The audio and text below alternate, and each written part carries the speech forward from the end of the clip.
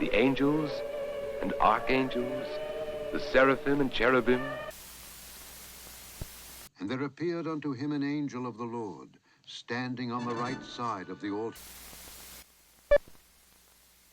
Angels have, throughout roughly the last 2 millennia, inspired a lot of speculative imagination.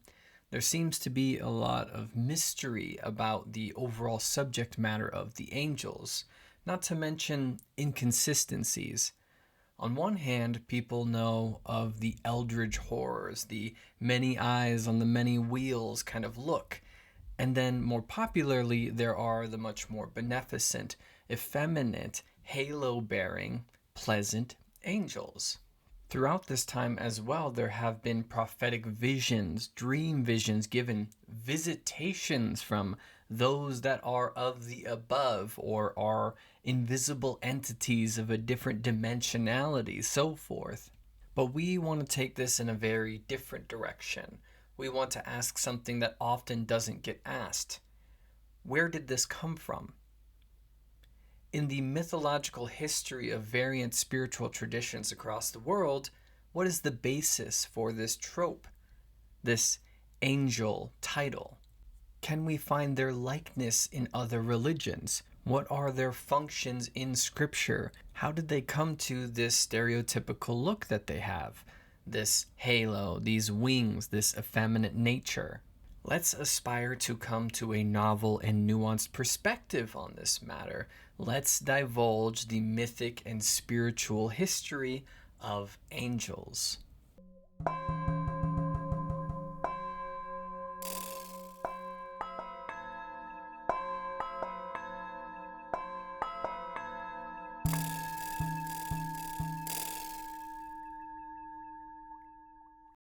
Where to begin? This brings about an interesting investigation. Do we relate angels as lesser divinities? How do they compare to deities that weren't given full authority in other pantheons? In a very reasonable sense, one could argue that the history of angels is a history of deities and deification. But to keep it much more clean and much more to the point, we have to begin with Zoroastrianism. And as with many monotheistic tropes, they are all found originating in Zoroastrianism.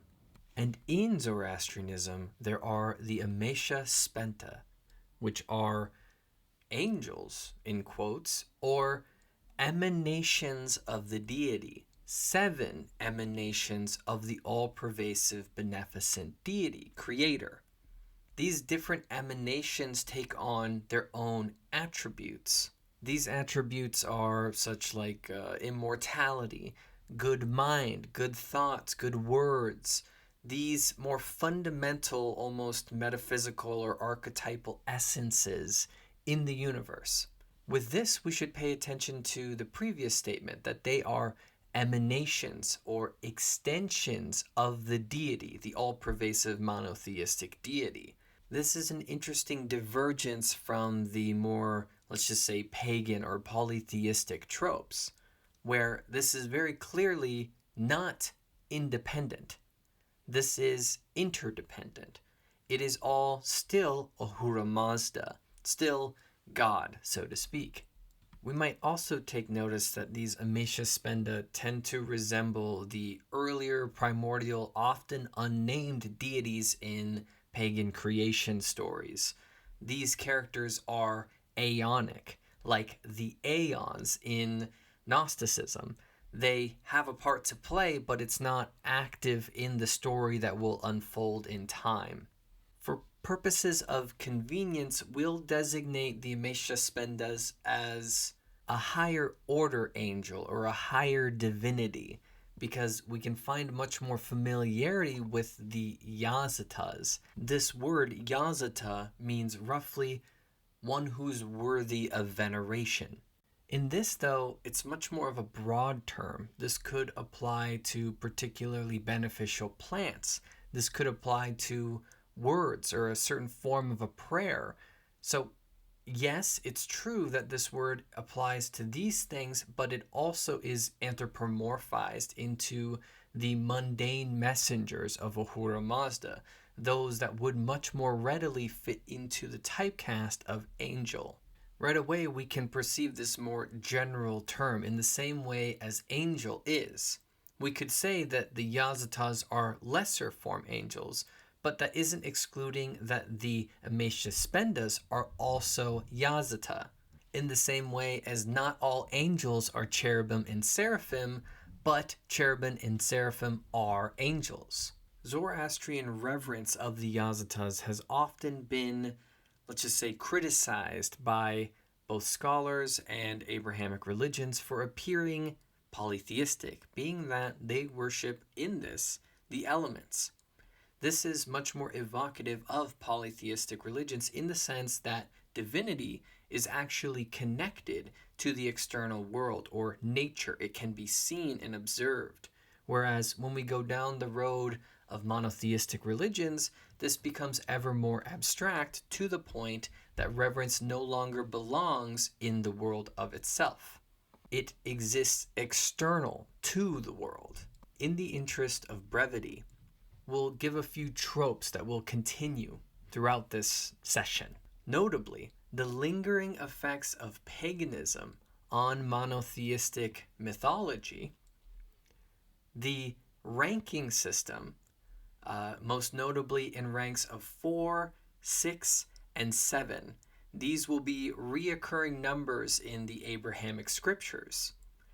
And then this proclivity for astronomical and astrological references. These will all become very pertinent as they are inspired from Zoroastrianism. Additionally, we should note that two of the most notable Amesha Spenda are Asha Vahishta and Vohu Mana. These will come back up later. The ancestors of Judaism were polytheistic, and they were caught up in Babylon. And in Babylon, their people made contact with Zoroastrianism. And once they left Babylon, their newfound monotheistic inclination started to evolve and bring about its own lore. And thus we get to divulge these stranger aspects of angelology, and that is the Orphanim, the Seraphim, the Cherubim, and the Malachim. Now, the hierarchical order for these different angelic ranks are messy. It depends on who you're reading and what era you're reading from. For our purposes, we're going to approach this in a more classical interpretation, and that's to say the Seraphim are first, the Cherubim are next, the Orphanim are after that, and lastly comes the greater case of the Malachim. Accordingly, we'll be acknowledging each in this respective order, starting with the Seraphim. Biblically speaking, the Seraphim are simply six-winged. The name, though, brings about a whole different mystery. The etymology therein leads towards the snake and leads towards burning, so we could call them burning snakes. Now, this is challenging because snakes are very complex in their religious iconography. In studying world religions, coming to a consensus about what these variant spiritual traditions mean by their snake iconography leads to frustration and confusion. But considering Canaan and its inspirations found in Egypt, we could point to the Urias as a potential lead for inspiring the role of the Seraphim. For those that are unfamiliar, often the pharaoh would be seen with this urias, or this snake, coming out from their crown. This was a protective emblem, almost like a tutelary spirit that would ensure protection of the divinity. The burning part of the burning snake is the venom used in this protective act, the burning venom that the snake has therein. Curiously, this urias, as we say it, is actually urius, which is Ouroboros, this snake eating its own tail. It's the same etymological root. So in this significance, it's not just simply the iconography of a snake, it's a much more metaphysical nod. The Ouroboros is the year, it is eternity, and is the ever-continuing aeonic time. So if we were to interpret the seraphim through this lens, then they are making a nod towards eternity as well.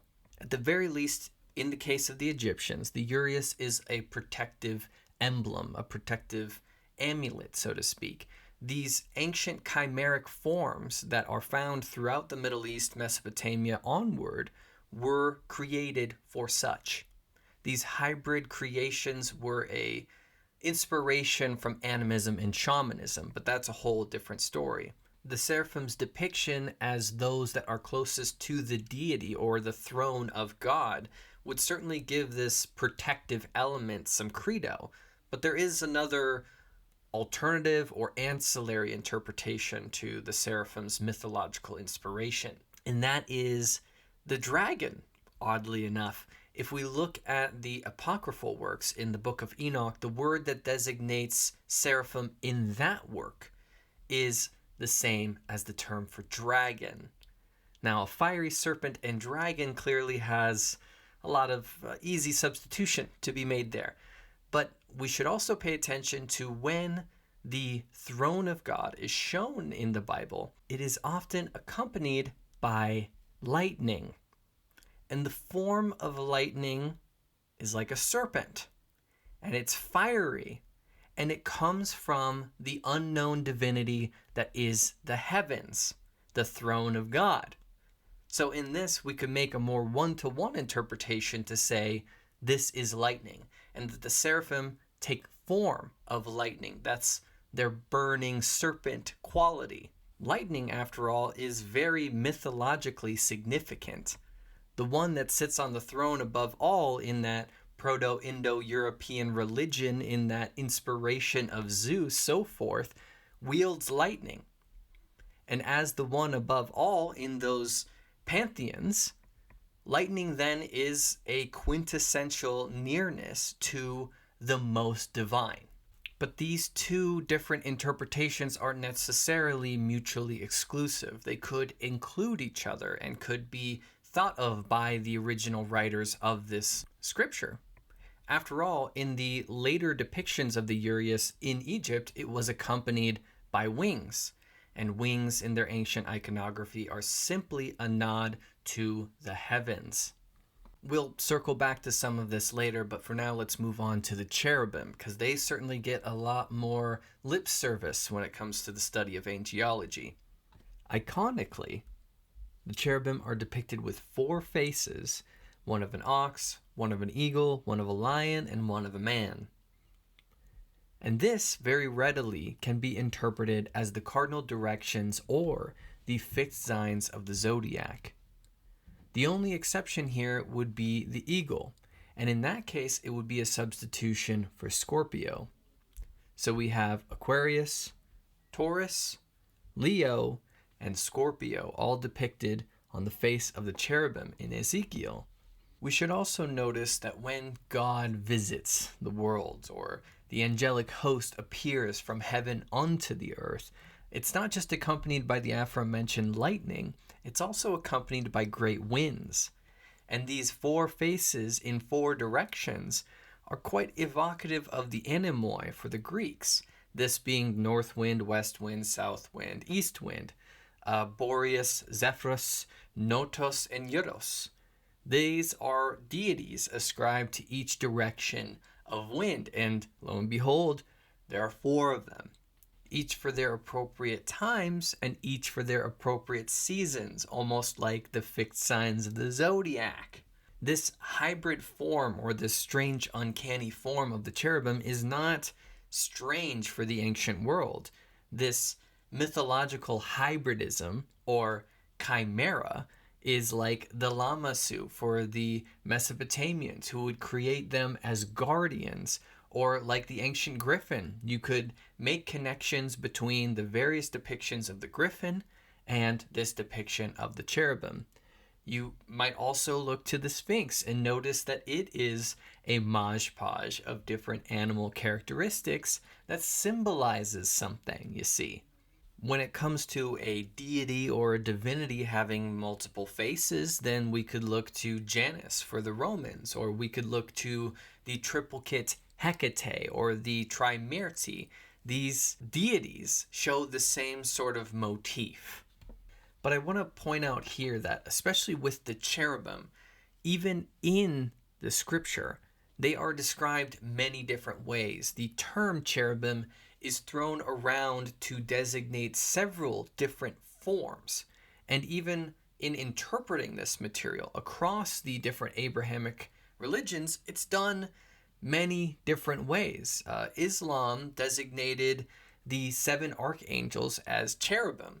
But if cherubim are four-faced, then that means anytime that the archangels are around, they are also four-faced: Gabriel, Michael, so forth. And in which case, if they are separate, distinctive, and they aren't the same, they are both given flaming swords at variant points. The cherubim are given the flaming swords in Genesis.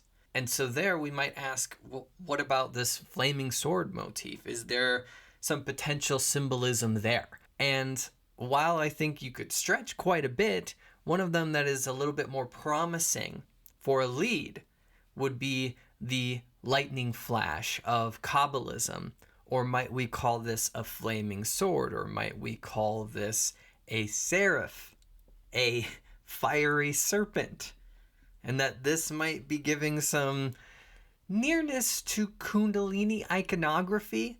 But again, this is just a lead to go down if you're curious. Lastly, when it comes to the higher order, is the Orphanim.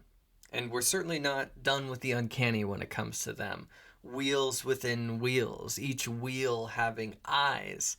This is not as odd if we consider allegory again. Now, if we are to believe that there is any Eastern influence on the biblical inspiration, then we could certainly start to think about the wheels of reincarnation or the grievous wheel, certainly because it also appears by that verbiage in Greece during this era. So this grievous wheel, or wheels within wheels, where there are eyes across it, might just be an allegory for a sort of take on reality, or the mechanisms of reality. Because, after all, we are in a solar system, and this solar system is a series of circles within circles. And these circles within circles have entities or angels ascribed to each, or people along with each, or innate spirits that are helping to orchestrate the function of such, given our mind in this era.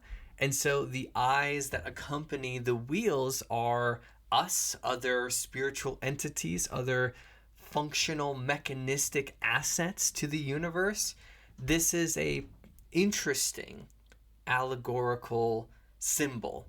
And it should be said that perhaps we should interpret the angels as mechanisms of the universe, as functions within creation. It is uniquely modern of us to think that these things could be corporeal or literal, hanging out somewhere waiting to burst through into reality and to be seen with great effect, as opposed to its much more ancient orientation of being an allegory, nodding to something that we all know exists. The rotations of the spheres, the harmony of the spheres. We know that this exists. We can see it observably in the sky. We know lightning exists. We know winds exist. We know cardinal directions exist. And these are different forms for their illusion. And if this is the case, then they are functionally the same as pagan deities. And I'm choosing my words very carefully there. They are functionally the same, since so often pagan deities are exactly that, nods to observable phenomena that comprise the world of which we live in. Here's an interpretation for you. As this material has been interpreted many different ways by many different scholars throughout history. So to get back to them, the Orphanim, that is, the many-eyed ones, or the thrones, these many-eyed ones could be also a nod to the Eye of Horus or the Eye of Shamash, many ancient mythologies believed that either the sun and moon or both were eyes of the deity. And these eyes of the deity would be their means of observing everything that's happening in the material world. These are the eyes in the sky, or the all-seeing eye. This is an ancient fascination, just to say that it's actively being surveyed in a way. And so the wheels with many eyes on them are an extension, in principle, of the deity. And so this is the deity's means by which that they can know everything that's happening in this world and all other worlds for that matter. But let's step out of that and switch modalities here. Let's talk about the Archangels and the Malachim, because this is where we're starting to work into that so-called lesser order of angels, where it becomes more recognizable and more readily anthropomorphized. God is referred to as the Lord of Hosts, and these hosts are the many that comprise the ranks to do the many acts of which God necessitates. The many of them are the Malachim, or just general term angels, and they seem to be guided by or ruled over by the archangels, thus the hierarchy. Biblically speaking, canonical to Christianity, there are only two named archangels, Michael and Gabriel. Now, Michael is depicted as the warrior, the leader. This one is very equivocal to Asha Vedhishta for the Zoroastrians. Michael is the, quote, great prince who protects the people and will arise. This Asha is order and right working, the righteousness of the truth. So it seems to be, in many ways, practically a one-to-one. Michael is pitted against Satan in the Revelation. The opposite of this Asha is deceit and falsehood within Zoroastrianism, the things of which come from Engremenu. In Revelations, you have Michael, or Michael, versus Satan, and then in Zoroastrianism, you would have had Asha versus this deceit. Asha, for the Zoroastrians, presides over the sacred fire, and that might also be another lead for why the archangels and or cherubim have a flaming sword, this sacred fire reference, as it is iconically Zoroastrian. We should notice while we're here that Michael inhabits several roles throughout his Abrahamic appearances. Michael occasionally acts as a psychopomp, or the one who guides the dead to the afterlife. In other cases, Michael is shown to have providence over the natural phenomena of the world, or in other words, the weather. So in this way, it's quite the deity-like nod to have control of the functions of the world yet again. The other notable name, of course, is Gabriel, the heavenly messenger. And in this case, we have to bring up once more Zoroastrianism. The intricate angelology found therein has Vohumana, previously mentioned, the good mind for the Meshaspendas, or the holy immortal, the one who's acting as intermediary between the creator and creation. Illumination, vision given from the divine. Who was said to appear to Daniel to explain his visions? Which angel was named as the angel that gave words to Muhammad to make scripture with? This is Gabriel. Gabriel, as he is associated most notably with the prophets. Or, in other words, Vohumanu. Or if we're really stretching, Mercury, Thoth, Hermes Trismegistus, so forth. When it comes to the next two of the main four archangels, they are not named in canonical Christianity. They are only named in the Apocrypha, which is especially strange for Raphael, because Raphael is very well known, although is not mentioned, got adopted into the greater understanding of Christianity after its canonization. And Raphael functionally is interesting to be a healer, an archangel of healing. This, to me, could only be traced within a certain feasibility to Amartat of the Zoroastrian faith, meaning immortality, one that's ensuring perpetuity of life and the fertility of the earth. If we stretch his interpretation in this way, then we could tie Raphael to the mother goddess.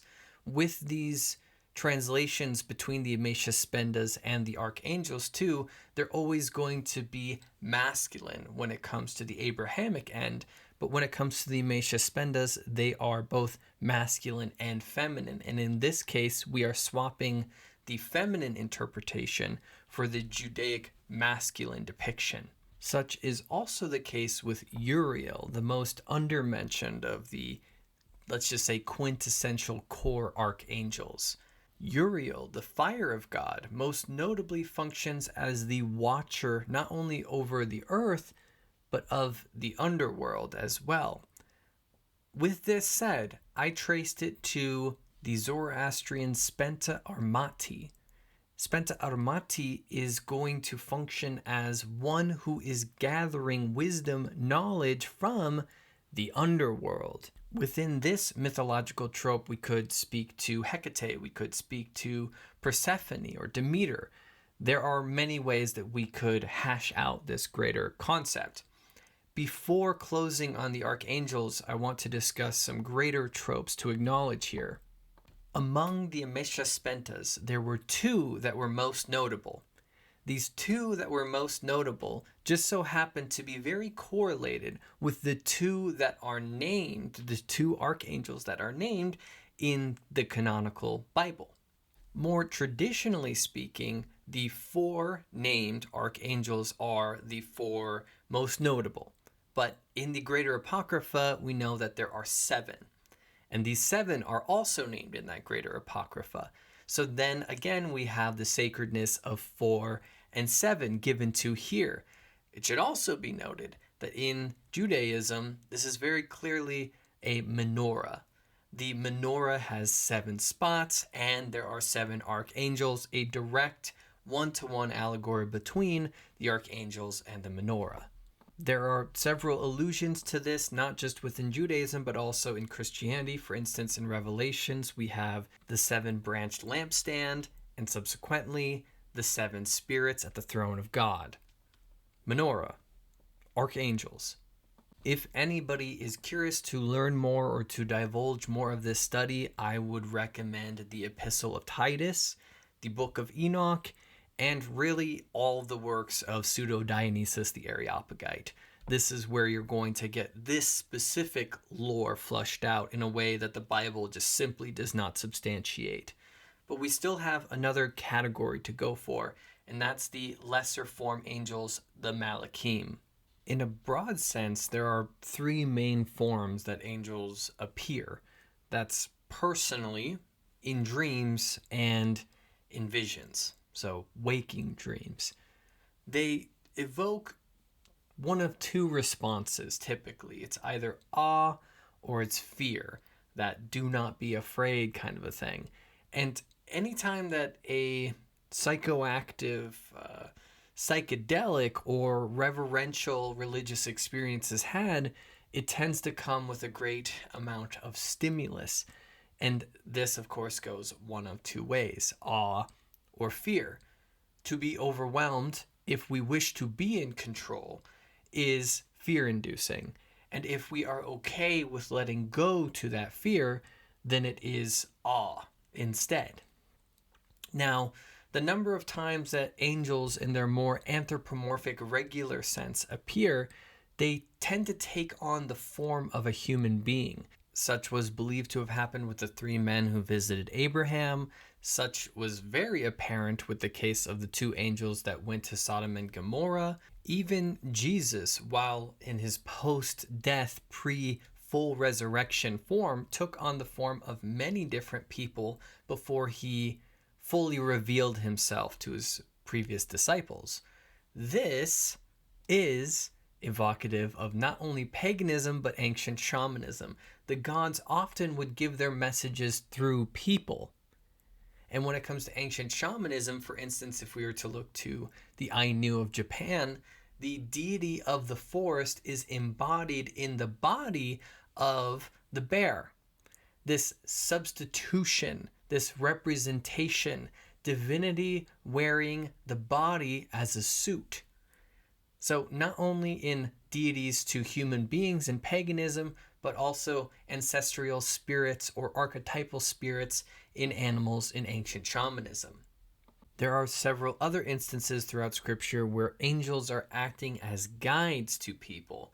Stars, angels as guides, a vision of angels. In Daniel 7:10, it mentions the thousands upon thousands, the 10,000 times 10,000s of angels in the heavenly court.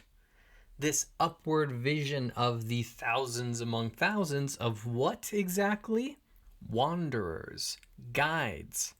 If the Bible made it clear that it does not want people to worship the signs or to worship in the ways of astrology, it would make perfect sense to make them angels and to say to not worship them, but the one of whom they serve. This is a good subversion of that ancient way of interpreting the heavens. So a possible interpretation anytime in the Bible where it says that the angels guide, you might just consider what could be ascertained by the ancients by looking at the signs. There were many people prophesied to be born in the ancient world by astrology or by astrological means. The Magi understood the coming of Christ by a sign from the heavens. They were guided by the angels of heaven. Where ought we distinguish one from another? But we have some broader things to discuss. For instance, what about the role of the psychopampos, the one who guides the spirits of the dead to the afterlife? This has been performed in a great number of different ways through a number of different mythologies. But for instance, with the Norse, one of these psychopampos are the Valkyrie. And the Valkyrie, etymologically speaking, mean the wish maids or Odin's maids or wish fulfillers. And so that wish upon a star kind of motif, angel, Valkyrie, could be a connection to be made there. Although there are many cases on how this was done exactly, the Valkyrie were viewed to be guides to Valhalla. There's also another strange case here, and that is an obscure deity in Greek mythology, and this is Angelos or Angelia, and that's the same term, angel, which etymologically just simply means messenger, and in Hebrew that's Malach, thus Malachim, the messengers. This deity, Angelos, messenger, was one of the chthonic. She was of the underworld, and she would report wisdoms from therein. This is almost like Hecate, and their stories are oddly speaking to each other. They have a connection that's too obscured by history to fully ascertain. We could also say that she's quite relatable to Persephone. And in this case, the term for this deity, Angelos, will come to represent the same thing, but in a very opposite sort of sense. You could also refer to this as an errand spirit. This case of having a relationship with the other worlds is certainly the case of a psychopampos. You can see how all these things are speaking to each other. Their role is not to judge, but to guide. Such was certainly the case with deities such as Hecate. In the ancient world, this would be manned by different animal spirits, for instance, crows or dogs. But additionally, in Zoroastrianism, yet again, as one is moving to the afterlife, they get visited by Dana, the Yazata at the bridge, the Shavat bridge, that would be the one who guides them either to the house of lies or to the house of songs. Or, translated in the Abrahamic sense, heaven or hell. All of what has been discussed thus far tends, predominantly to the biblical, or that which was immediately inherited by the biblical. But there's a whole nother end to this, and that's the cultural. Because after all, how did angels come to be depicted in this way? Biblically, so far, we can see that they are most certainly not most often effeminate spirits that have wings and that are very pleasant to see.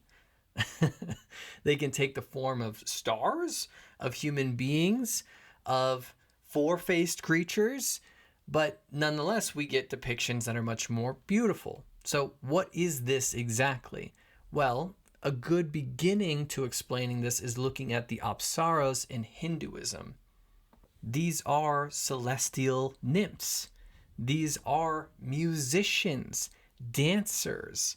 Their etymology means in the waters or between the water of the clouds. So it is very heavenly evocative. It is virtually impossible to trace how old this concept is, but at the very latest, we could say around 1500 BCE just by documentation.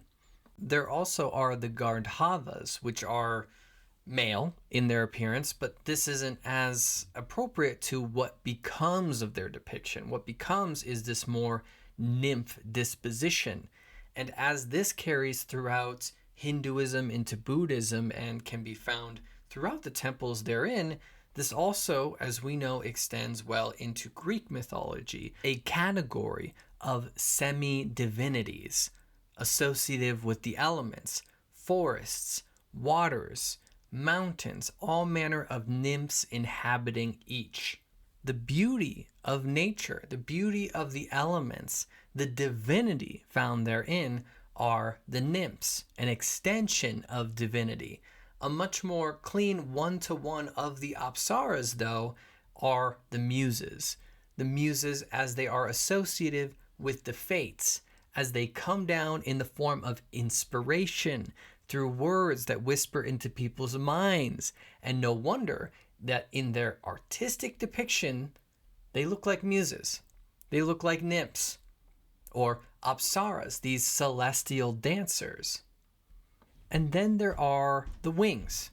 And the wings are something else entirely. Not to say that the Bible doesn't substantiate this at all, but to say, where is the Bible getting this inspiration from?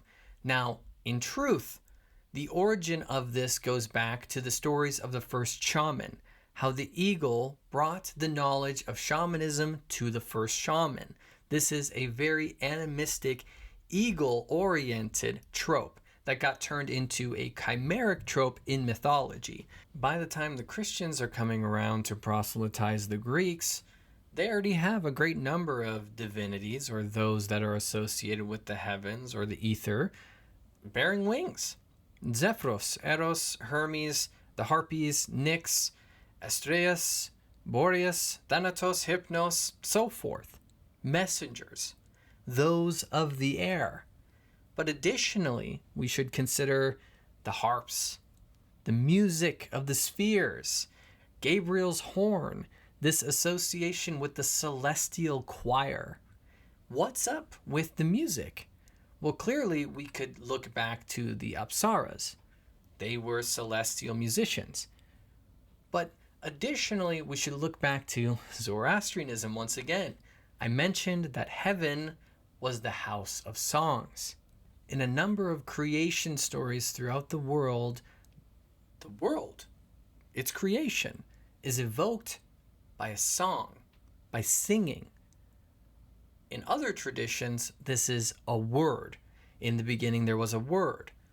But in this case, when it's the song, then that is the original creation, the unifying original creation. And so in which case, the song is a resonance of which all spirits cohabitate in, that they all contribute to, that they all join in. This is an ancient allegory for the solidarity, uniformity, bliss that would be had in the midst of the unifying substance at the beginning of it all, or the original creation. I think the heavenly choir is much more of a nod to its Zoroastrian roots than it would be to something, say, for instance, the Pythagorean harmony of the spheres. The harps specifically are a ripoff of Orpheus and or Apollo, much like the devil taking the trident for reasons that are relatively unclear. We can take this direct motif from Orpheus and or Apollo and give it to angels without giving any real fundamental reason as to why. An attribute that's a little bit more clear is the guardian angel trope. This is most certainly a ripoff of the ancestral spirit or the household spirit or the tutelary spirit. And what I mean, to give this some context, is there's this older idea of the eudaimon, and that daemon is a demon. But, of course, back when, this was just spirit before it got appropriated for other definitions. Eu means good, so this is a good spirit, one that offers protection, one that offers good fortune, advice, so forth. This is your guardian. While historically it was much more clean and much more convenient to consider this one of your ancestors, it would make sense as to why this household spirit would be present to do so. But in this case, it's given more broadly to angels. It's an appropriation. Are angels, in fact, those of our ancestors? This is never biblically corroborated. However, we culturally have come to think of this as the truth. But it is effectively, in effect, the same thing. The archangels would take on the attributes of this tutelary spirits, those that protect a city or a nation. In the ancient past, at least for the Greeks, this would be Athena, for instance, the very spirit, the very egregore of Athens itself. But instead, we can just give it to one of these archangels, and there we have a direct substitute. And lastly, and perhaps most iconically, there's the question of the halos. And while this has been very readily thought of as Christian, a Christian motif, this goes way back. This is not an invention of Christianity. It is thought that the oldest depiction of the halo can be found in ancient Egyptian art. But more concretely, we can find this in Hinduism around 2000 BC. So the history of this motif is certainly farther reaching than that of simply the Abrahamic. The utility of this trope as well is up for question. When is this a halo? When is it a mandorla? When is it a crown or a diadem? What exactly it's representing in its given depiction? And that's mostly a question of when. So the mandorla is more of a sacred mother sort of reference. Notice it's shaped in a sort of vulvic way. This is very intentional, and usually this iconography goes to the goddess or the Virgin Mary. The diadem is thought of as a crown that is evoking the eclipse as an instance. The eclipse showing this kind of crown of the heavens, that divine ordination, no matter who it is given to, whether angel or historical hero or deity, it's just showing divinity. When it comes to the specific inspiration in Christian art, it must have come from Mithraism. Mithras, the cult of Mithras in Rome, that directly was the ancestor of Christianity in Rome. This is most certainly a sun worship reference. It would have been a very natural and easy appropriation for the given culture of that time. Not to mention how strangely intertwined the mythological tropes of Jesus and Mithras are. But to be summative, the halo is best deconstructed by simply calling it a crown, the one who is sanctioned by divinity or represents divinity. So with all of this pointed out, let's move our way into a summative conclusion on all of the mythic tropes established here. It's very agreeable to point out that one of the main motivations of the Abrahamic faiths is to redefine, recontextualize all of the tropes that came along with religion prior to them. It might often be sold that these monotheistic faiths are very distinct from their ancestors. But if we have an archangel that means wisdom, if we have an archangel that represents war, if we have an archangel that represents healing, if we have angels acting in positions of ancestral spirits, by tutelary spirits, by the gods, by the lesser divinities, so forth, are all appropriated into the very general title of angels. And even this title was also inspired directly from a different religion. I think it's very apparent to at least notice there are some similarities with the ideas found in Zoroastrianism. But in that, it's much more clear that they are emanations of divinity, whereas we're never really given much of an idea as to what the nature of angels are. Given their ability to take the form of human beings, given their depiction with wings, given their depiction with halos, all of these aspects brought up just point to the fact that angels are a mythological grab bag. It is an ensemble of variant artistic, spiritual, religious motifs that can be found throughout this era and throughout this area. There is a benefit from not including too much information on the angels in text or even in Apocrypha. To allow this mystery is to allow projection of the imagination. And so angels have come to represent a number of different roles. The contrast is stark. Somewhere in the mix of an eldritch horror all the way to a beautiful, awe-inspiring visitation. Are they human? Are they functions of divinity?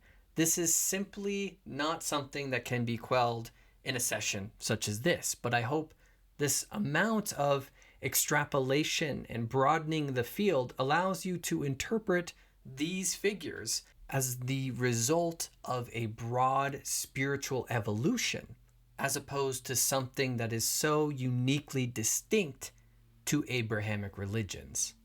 When you look up at the stars, are you seeing angels up there? When you get a sudden bout of inspiration, are these the muses or are these angels?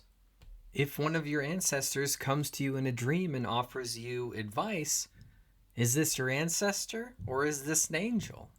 Really, it all comes down to what word your era uses, what word is appropriate to the people that you relate with. But in the greater sense, this all shows how interrelated all of these spiritual tropes are. A scene in a face full of goodness, a beauty far more dazzling and memorable than any the flesh can show. The Spiritual Studies course is an effort towards free public education on matters of spirituality, religion, and comparative mythology. If you enjoyed this approach to this subject matter, consider buying me a coffee at the link in the description box below. That would help me to get a book for further research, or consider looking into the membership tiers. There you'll get exclusive sessions, commentaries on each of these sessions, and updates on the course as they arise. If you benefited from this session and if you benefited from the offerings that the course has brought forward, then it's a thank you to those that have assisted with their patronage. The amount of sessions there are and the frequency that they come out is in thanks to them, sincerely. With all of that said, stay curious and keep wondering.